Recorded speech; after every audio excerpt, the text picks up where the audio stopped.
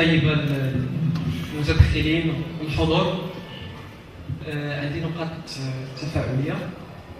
كاينه الاولى اللي خاصه بالارضيه ديال 20 فبراير، وهذه المساله ديال الوضوح السياسي.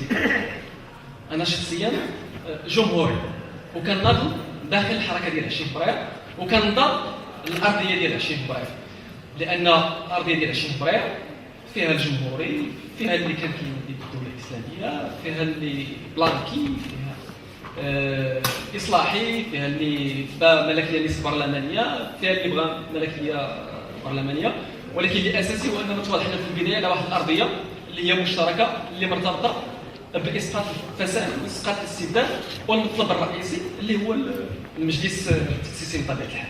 وكتكون قنوات اخرى النقاش ديال الطروحات السياسيه ديال كل اطار ولا كل تيار اللي مرتبطه بتصريف خطابه.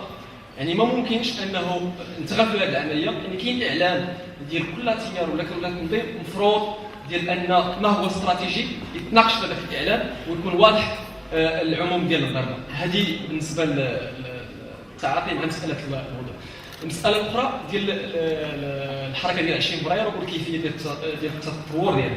كاينه واحد المساله اللي في الانتباه ديالها وممكن المتدخلين ديالها انهم يتعمقوا فيها، هو الخصوصيه ديال المغرب من واحد الناحيه ديال العفويه ديال الجماهير. الا شفنا الاسقاط ديال الديكتاتوريه في مصر وفي تونس، كانت بشكل عفوي ديال الناس انهم كيخرجوا صدورهم القرطاس والقمع، وما كاينش التأطير السياسي بالشكل اللي عندنا في المغرب. يعني ما كاينش هذا الحجم ديال الجمعيات وديال النقابات وديال الاحزاب وديال الاطارات، والتراكم اللي كاين في المغرب خلى ان التحرك ما كيكونش بالعفويه نفسها اللي كاين دابا في سوريا وكاينه في اليمن وكانت في مصر وكانت في تونس. وهذه المساله عندها مساله ايجابيه ومساله سلبيه. المساله الايجابيه هو ان الاغلبيه ديال المغاربه اللي كتخرج كتكون خارجه وعارفه علاش خارجه. يعني كاين الحريه السياسيه وكاين المطالب الاقتصاديه والمطالب الاجتماعيه. السلبيه ديالها هو انها كتكون كتعطل هذيك المواجهه المباشره ولا هذاك الانتفاضه المباشره مع الناس.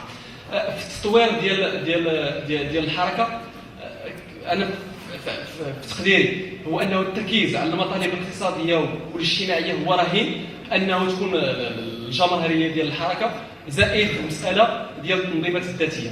الان الجماهير كتخرج ولكن راه ما عندهاش تنظيمات ذاتيه ديال الخروج ديالنا. كتخرج معنا في المدينه ديال الدار البيضاء 60000 70000 80000، ولكن هذيك 60000 ولا 70000 اللي خارجه من الشارع ابار تنظيمات ما كاينش شي حوايج فين كتتفاعل وفين كتواصل وفين ممكن دير مبادرات اللي هي ذاتيه. تقدروا تخمع طنجه وتخرج درب السلطان ولا تخرج لبرنوسي ولا تخرج كذا، لان كاين انويه اللي كتحتضن ما يسمى بوسائل الدفاع الذاتي. مساله اخرى هو انه لا يمكن تصور لا الوصول لا الملكيه البرلمانيه حقيقيه ولا الجمهوريه دون ثوره، لان ما ممكنش لا المؤسسه الملكيه ولا اللي حاكمين في البلاد ولا الطبقه البرجوازيه ديال انها غتقدم الديمقراطيه والسلطه بهذه السهوله للشعب المغربي.